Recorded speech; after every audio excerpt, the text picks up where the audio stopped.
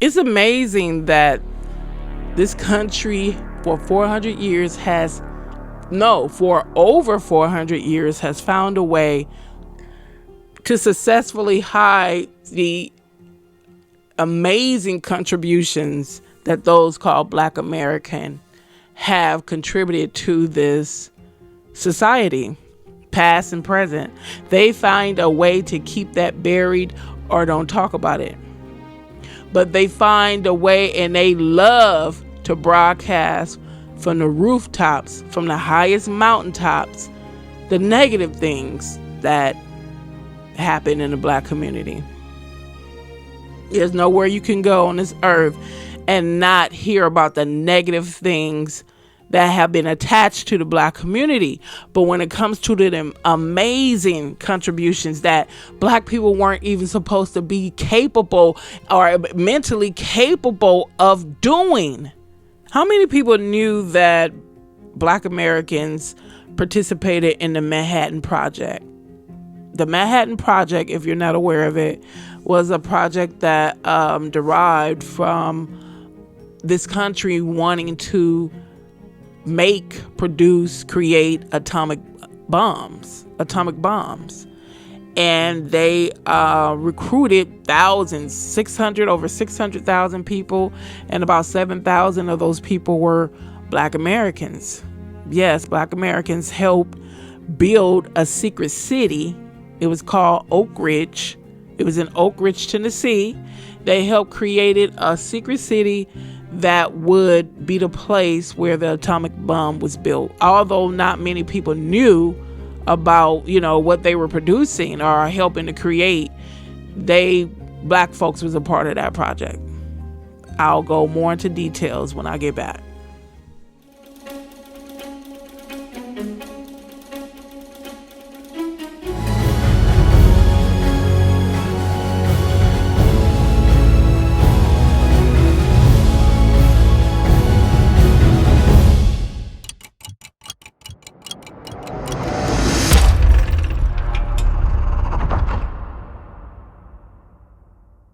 Thousands of those called Black Americans, men and women, contributed to the Manhattan Project, but many of their stories remain untold. They were an important part of the workforce, especially at Hanford and Oak Ridge.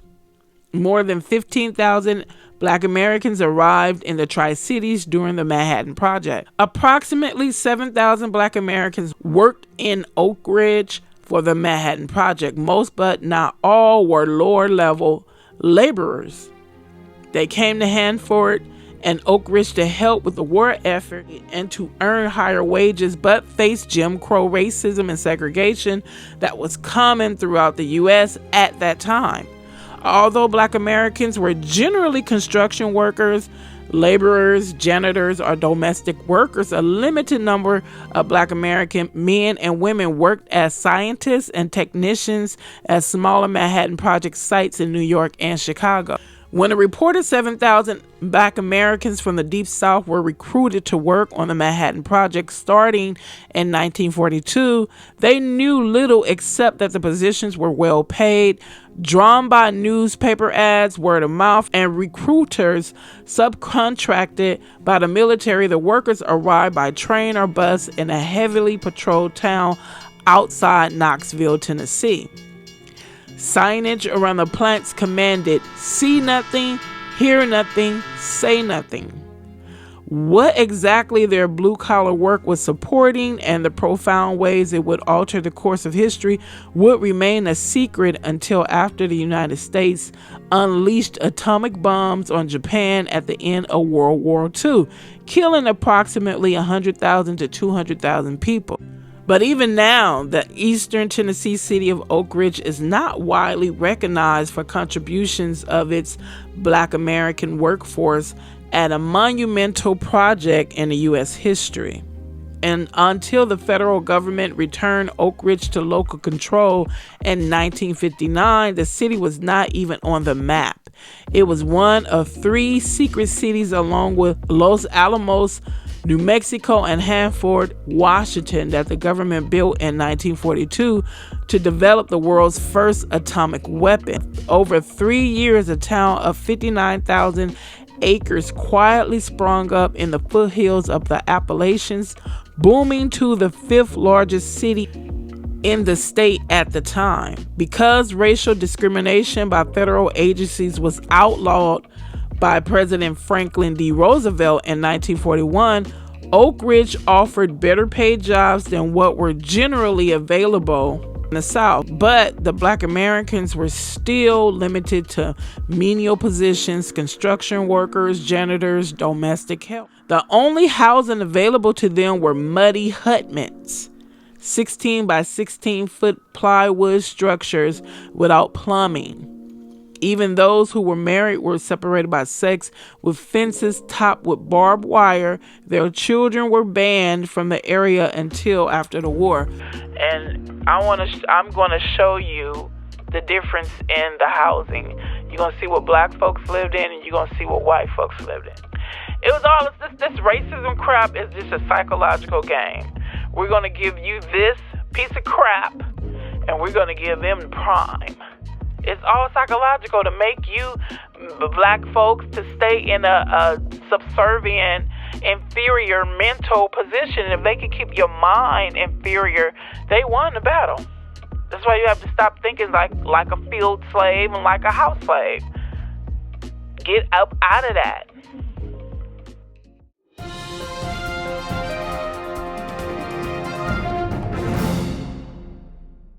Did you know that there was a young man by the name of J. Ernest Wilkins Jr. who earned a bachelor's degree in mathematics at age 17? Born in Chicago in 1923, J. Ernest Wilkins Jr. was the youngest student ever admitted to the University of Chicago.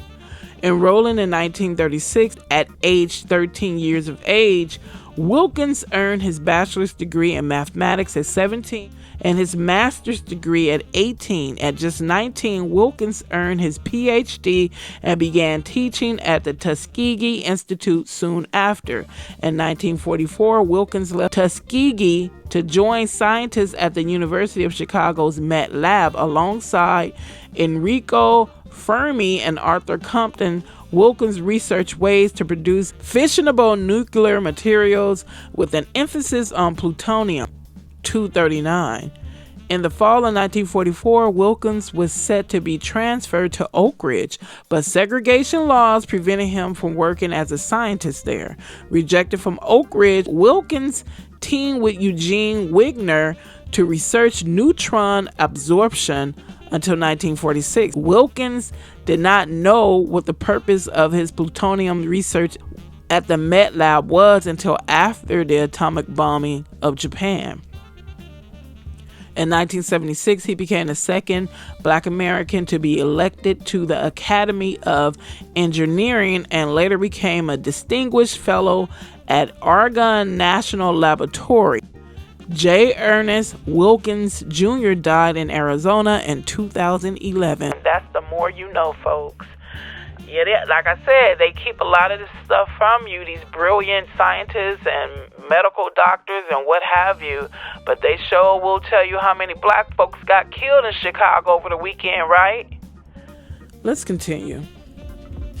During the height of World War II, between 1942 and 1945, the U.S. government's top secret program to build an atomic bomb, code-named the Manhattan Project, employed some 600,000 people, including scientists, technicians, janitors, engineers, chemists, maids, and day laborers. While rarely acknowledged, Black American men and women were among them, their ranks bolstered by greater wartime employment opportunities and President Franklin D. Roosevelt's Executive Order 8802 of 1941. Outlawing racial discrimination in the defense industries. According to the Atomic Heritage Foundation, at least 12 black chemists and physicists participated in primary research at the metallurgical lab.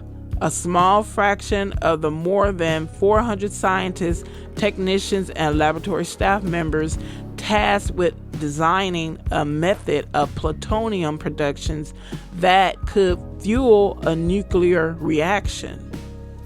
Chemist Benjamin Scott, who worked in the Chicago Met Lab, described the atomic bomb project to the Chicago Daily Tribune as a not only successful experiment in physical science, but also in sociology, adding that white people working on the project had maintained a spirit of fair play. Did you hear that? He said white folks working on the project maintain a spirit of fair play. What happened to it? Let's continue. Arthur Compton, the Manhattan Project director in Chicago and a Nobel Prize winner in physics, said the project was unique in bringing together colored and white, Christian and Jew for a common cause. Yet beyond Compton's lab and the Columbia University site, opportunities for black scientists on the project were often limited by racism. Situated in the South, where Jim Crow segregation was in full force during the war, the rural community of Oak Ridge ballooned as the Manhattan Project production facility grew. Black workers drawn to the high pay and free housing advertised at the site filled menial roles in the Tennessee site, only to be housed in groups of 5 or 6 in hutments, 16 by 16 foot plywood structures that had shutter windows, one stove, and no plumbing. Women were segregated from men, even if they were married. There are a few other areas of the South where the plight of Negroes, as compared with that of their white neighbors, is as wretched as it is here, reported Enoch Walters, a columnist for the Chicago Defender. At the Haywood, Washington site where the plutonium was produced to build the first atomic bomb, black workers faced similar discrimination. They lived in inferior living conditions and were refused service at many stores and restaurants. Lula Mae Little, who had migrated from the Midwest and South to the eastern Washington desert with thousands of other black Americans in search of better wages, referred to Hanford as the Mississippi of the North. You know what irritates me? I cannot stand hypocrisy. And what I'm calling hypocritical is the certain group that I call the front and center group temporarily. They always have a bug up their ass, excuse the French, when it comes to other people who are not like them obeying the law. Obey the law, obey the law. It's like they take they bludgeon that against your head. But when it comes to them obeying the law, it's always an excuse not to. The President Roosevelt, outlawed discrimination in government agencies, but yet they still found a way to ignore the law and still continued to discriminate against black people who were just looking for a way to take care of themselves and their family. But hey, 1 minute black folks are called lazy, next minute when they're trying to get a job and better their lives and better their household, they fight against them. It's like damned if you do, damned if you don't. It's just set up to it's like I keep saying in my videos, it's a psychological game. Black people want to do better and take care of themselves and their family. They have all these obstacles, literally breaking the law by discriminating against them and being prejudiced and biased and not allowing them to get the jobs that they go apply for, or giving them putting them in low wage positions. And then when they just give up and resort to a life of crime, then you're saying that's all they're capable of doing because they're intellectually inferior. It's like you cannot win for losing. Black folks can even do crime right. They go and they sell dope. They got locked up the most. In the meantime, the ones that were supplying the country with dope, hey, nothing happened to them. As far as I can see, the federal government that was involved in it, what happened with them? The people that came out, it was a report saying that agents from the federal government helped supply this country with crack. What happened with him? What happened with them? The cartels, who they know is responsible for flooding this country with dope. What happens with them? But a black guy go out there, or a black woman go out there and sell some dope because they was tired of being busted and disgusted. They get, millions of years in prison? You see how the system works against you? Let's continue. Several black scientists were able to play key roles in the development of the 2 atomic bombs that were released on Hiroshima and Nagasaki in August 1945, effectively ending the war. In 1944, a 21-year-old black American mathematician named Ernest Wilkins joined the team at the Metallurgical Laboratory. A child prodigy who had entered the University of Chicago at age 13, Wilkins earned his bachelor's, master's, and PhD degrees in 6 years, becoming at the time one of the 1/2 of 1% of black men in America with PhDs. Yet, after graduation, he received no job offers from any major research institutions. He taught at the Tuskegee Institute before being recruited to work on the Manhattan Project. At the laboratory, Wilkins researched neutron energy, reactor physics, and engineering with 2 prominent European-born scientists, Enrico Fermi and Leo Szilard. Together, they did groundbreaking work in the movement of the subatomic particles. But when his team was transferred in 1944 to Oak Ridge, Tennessee, a Manhattan Project site where the X-10 graphite reactor was being built, Wilkins was left behind because he was black. Edward Teller, a scientist at the Columbia University complex, wrote the War Research Department in an attempt to recruit him to work in New York. He is a colored man, and since Wigner's group is moving to Oak Ridge, it is not possible for him to continue to work with that group. I think that it might be a good idea to secure his services for our work, Taylor said. Black scientists at the Metallurgical Lab and Columbia University included, among others, Edwin R. Russell, a research chemist focused on isolating and extracting plutonium-239 from uranium; Modi Taylor, a chemist who analyzed the chemical properties of rare earth metals; Ralph Gardner Chavez, a chemist who, along with Wilkins, worked closely with Enrico Fermi; George Warren Reed, who researched fission yields of uranium and thorium; Lloyd Quarterman, a chemist who worked on distilling uranium-235; the Harvard-educated brothers Lawrence and William Knox, chemists who researched the effects of the bomb and separation of the uranium isotope, respectively; chemists Harold Delaney and Benjamin Scott; and physicist Jasper Jeffries.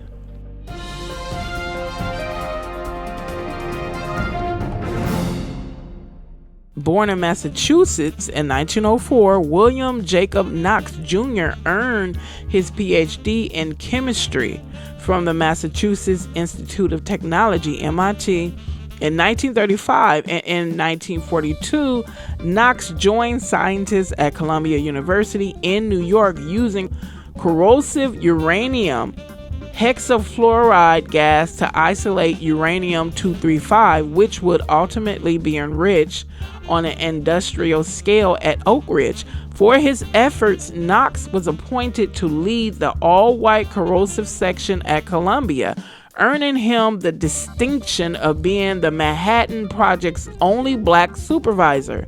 His brother Lawrence also worked on the Manhattan Project beginning in 1944, studying effects of radiation. After the war, Knox worked for Eastman Kodak in Rochester, New York, earning 21 patents throughout his 25-year career. In addition, Knox was a co-founder of the Rochester Urban League, a member of the NAACP, served on the Housing Advisory Council, and assisted minority students in pursuing higher education. William Jacob Knox Jr. died in Massachusetts in 1995. And like I said, you rarely hear about this. Imagine if our school system was fair and non-racist and non-biased. You know how much these people before our time would have inspired us. I was bored as hell with school because I was being taught was white history, and the only black history you heard about was slavery, mainly Harriet Tubman and Rosa Parks and Martin Luther King, and the usual people that they crammed down our throats. No offense to those people, but I'm just saying what they chose, what they wanted us to learn about, intentionally keeping us inferior. Like, y'all niggeresses didn't do nothing, so you might as well just be used to being modern slaves. That's the feel of school. And then it's not until you leave out of high school that you go to learn more things, and by the time it's been instilled in you to think little of yourself and don't aspire to be anybody else or anything, don't aspire to be anything other than a janitor. Even if you go to school and pursue this higher education that's supposed to make your life way better, you know how many white people with tons of degrees still have menial jobs to this day? Let's continue. Wilkins and Jeffries were two of the 70 Manhattan Project scientists who signed a petition urging President Harry S. Truman not to use the atomic bomb on Japan without first demonstrating its power and giving Japan the option to surrender. But Truman never saw the petition, which didn't become widely known until it was declassified in 1961. Surprise, surprise, men and their toys. Well, specifically white men and their toys. They wanted to use their bomb because they wanted to see things go boom. Let's continue. At the Met Lab, Wilkins and Jeffries had joined the Atomic Scientists of Chicago, which was founded in 1945 to address the moral and social responsibility of scientists regarding the use of the atomic bomb. See how black folks, even being treated less than dogs, they still have a conscience. They still have morals. These are scientists with a conscience. How many scientists today can say they have a conscience? Check out our food and how it's destroying people, making them sick. You wonder why so many people have cancer and who are obese and why so many people have these illnesses all of a sudden. And check the food you're eating. And I guarantee you it's in the beverages too. Let's continue. In 1947, Jeffries gave a speech to the American Veterans Committee urging for the peaceful use of the atomic bomb. The best way to ensure peaceful use of the atomic energy is to banish war, he said. Jeffries argued the presence of the atomic bomb necessitated the need for a strong world government and the United Nations that would help moderate the development of atomic weapons in many countries. After World War II, Wilkins worked for a decade as a mathematician at the United Nuclear Corporation. Later, he went on to distinguished professorships at two historically black colleges, Howard University and Clark Atlanta University, where he retired in 2003. He served as president of the American Nuclear Society from 1974 to 1975. Many of his black colleagues, including Jeffries, also spent years following World War II at black colleges where they nurtured generations of black scientists. In 1958, at the same time of the passage of the National Defense Education Act, which funded science education for all Americans, Wilkins worked with the National Urban League to establish a program for black American scientists. When he died in 2011 at the age of 87, Wilkins had authored more than 100 scholarly papers. According to Sean Landrum, a historian of black atomic scientists, the work of Wilkins and other black Manhattan Project scientists, along with their white and immigrant colleagues, changed the course of the war and the role of science in American politics. Social media can be a blessing, and at the same time, it can be an aggravation. I wouldn't say that it could be a curse. It depends on how it's used.